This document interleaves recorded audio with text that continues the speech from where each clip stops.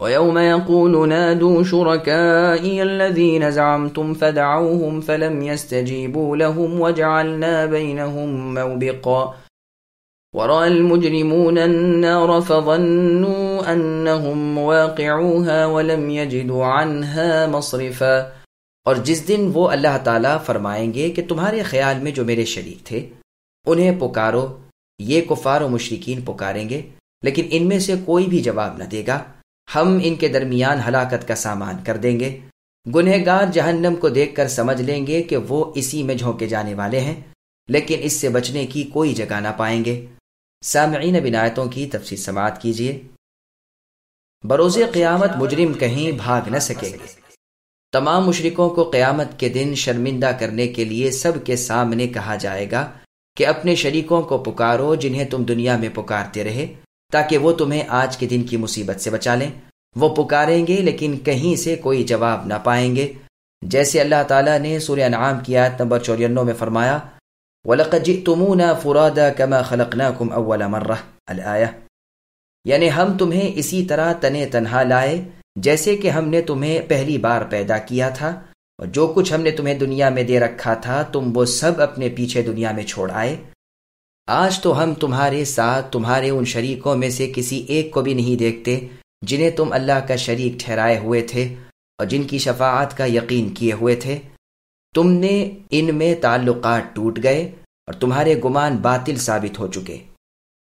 اور سورہ قصص کی آیت نمبر 64 میں فرمایا، وَقِيلَ ادْعُوا شُرَكَاءَكُمْ فَدَعَوْهُمْ فَلَمْ يَسْتَجِيبُوا لَهُمْ، کہا جائے گا اپنے شریکوں کو پکارو، یہ پکاریں گے لیکن وہ یعنی ان کے شریک کچھ جواب نہ دیں گے۔ اسی مضمون کو اللہ نے سورہ احقاف کی آیت نمبر 5 میں ذکر فرمایا، وَمَنْ أَضَلُّ سے 2 آیتوں تک بیان فرمایا ہے۔ سورہ مریم کی آیت نمبر 81 اور 82 میں ہے، جس کا ترجمہ ہے، انہوں نے اپنی عزت کے لیے اللہ کے سوا اور بہت سے معبود بنا رکھے ہیں، لیکن ایسا ہونے کا نہیں، وہ تو سب ان کی عبادت کے منکر ہو جائیں گے اور الٹے ان کے دشمن بن جائیں گے۔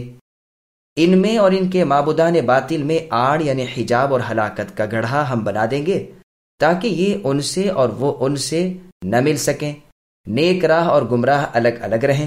جہنم کی یہ وادی انہیں آپس میں نہ ملنے دے گی، کہتے ہیں یہ وادی لہو پیپ کی ہوگی، ان میں آپس میں اس دن دشمنی ہو جائے گی۔ بظاہر معلوم ہوتا ہے کہ مراد اس سے ہلاکت ہے، اور یہ بھی ہو سکتا ہے کہ جہنم کی کوئی وادی بھی ہو یا اور کوئی فاصلے کی وادی ہو، واللہ عالم۔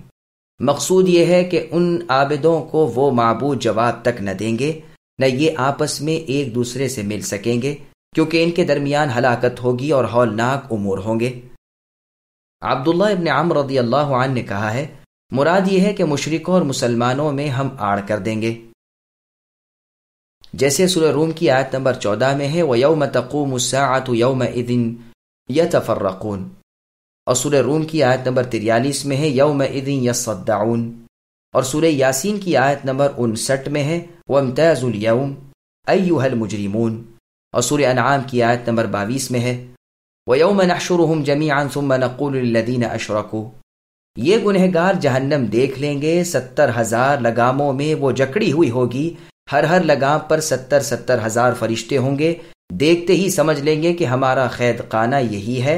بغیر داخلے کے داخلے سے بھی زیادہ رنج و غم اور مصیبت و الم شروع ہو جائے گا۔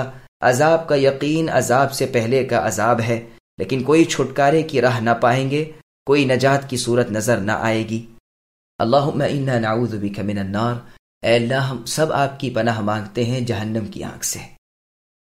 وَلَقَدْ صَرَّفْنَا فِي هَذَا الْقُرْآنِ لِلنَّاسِ مِنْ كُلِّ مَثَلٍ وَكَانَ الْإِنسَانُ أَكْثَرَ شَيْءٍ جَدَلًا وَمَا مَنَعَ النَّاسَ أَن يُؤْمِنُوا إِذْ جَاءَهُمُ الْهُدَى وَيَسْتَغْفِرُوا رَبَّهُمْ إِلَّا أَن تَأْتِيَهُمْ سُنَّةُ الْأَوَّلِينَ أَوْ يَأْتِيَهُمُ الْعَذَابُ قُبُلًا وَمَا نُرْسِلُ الْمُرْسَلِينَ إِلَّا مُبَشِّرِينَ وَمُنذِرِينَ وَيُجَادِلُ الَّذِينَ كَفَرُوا بِالْبَاطِلِ لِيُدْحِضُوا بِهِ الْحَقَّ وَاتَّخَذُوا آيَاتِي وَمَا أُنذِرُوا هُزُوًا، اور ہم نے تو اس قرآن میں ہر طریقے سے تمام کی تمام مثالیں لوگوں کے لیے بیان کر دی ہیں، لیکن انسان تمام چیزوں سے زیادہ جھگڑالو ہے۔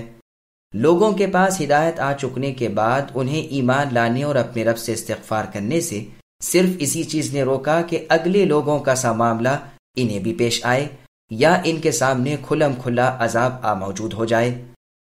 ہم تو اپنے رسولوں کو صرف اس لیے بھی بھیجتے ہیں کہ وہ خوشخبریاں سنا دیں اور ڈرا دیں۔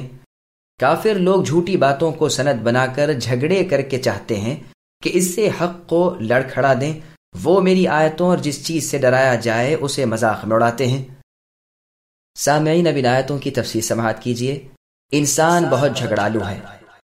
انسانوں کے لیے ہم نے اپنی کتاب میں ہر بات کا بیان خوب کھول کھول کر رکھ دیا ہے تاکہ لوگ راہ حق سے نہ بہکیں، ہدایت کی راہ سے نہ بھٹکیں، لیکن باوجود اس بیان، اس فرقان کے، پھر بھی بجز راہ یافتہ لوگوں کے اور تمام کے تمام راہ نجات سے ہٹے ہوئے ہیں۔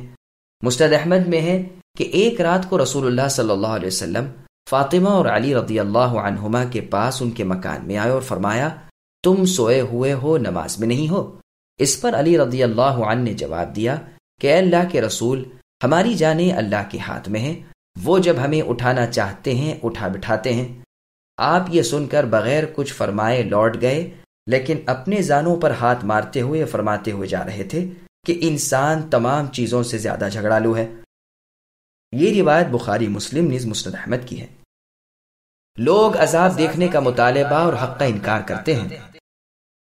اگلے زمانے کے اور اس وقت کے کافروں کی سرکشی بیان ہو رہی ہے کہ حق واضح ہو چکنے کے بعد بھی اس کی تابعداری سے رکتے ہیں، چاہتے ہیں کہ اللہ کے عذابوں کو اپنی آنکھوں دیکھ لیں۔ کسی نے تمنا کی کہ آسمان ہم پر گر پڑے، کسی نے کہا کہ لا، جو عذاب لا سکتا ہے لے آ۔ قریش نے یہ بھی کہا، اے اللہ، اگر یہ حق ہے تو ہم پر آسمان سے پتھر برسائیے یا کوئی اور دردناک عذاب ہمیں کیجیے۔ انہوں نے یہ بھی کہا تھا کہ اے نبی، ہم تو تجھے مجنون یعنی پاگل جانتے ہیں، اور اگر فی الواقع تو سچا نبی ہے تو ہمارے سامنے فرشتے کیوں نہیں لاتا، وغیرہ وغیرہ۔ بس عذاب الہی کے انتظار میں رہتے ہیں اور اس کے معائنے کے در پہ رہتے ہیں۔ رسولوں کا کام تو صرف مؤمنوں کو بشارتیں دینا اور کافروں کو ڈرا دینا ہے۔ کافر لوگ ناحق کی حجتیں کر کے حق کو اپنی جگہ سے پھسلا دینا چاہتے ہیں، لیکن ان کی یہ چاہت کبھی پوری نہیں ہونے کی۔ حق ان کی باطل باتوں سے دبنے کا نہیں، یہ میری آیتوں اور ڈراوے کی باتوں کو خالی مذاق ہی سمجھ رہے ہیں اور اپنی بے ایمانی میں بڑھ رہے ہیں۔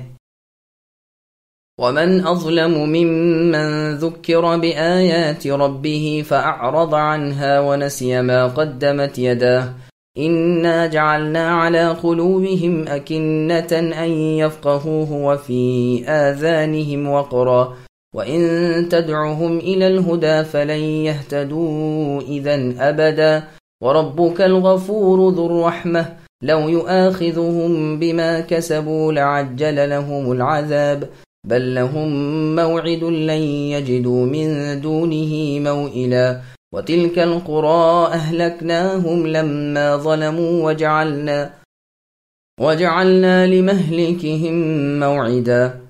اور اس سے بڑھ کر ظالم کون ہے جسے اس کے رب کی آیتوں سے نصیحت کی جائے، وہ پھر بھی منہ موڑے رہے اور جو کچھ اس کے ہاتھوں نے آگے بھیج رکھا ہے اسے بھول جائے۔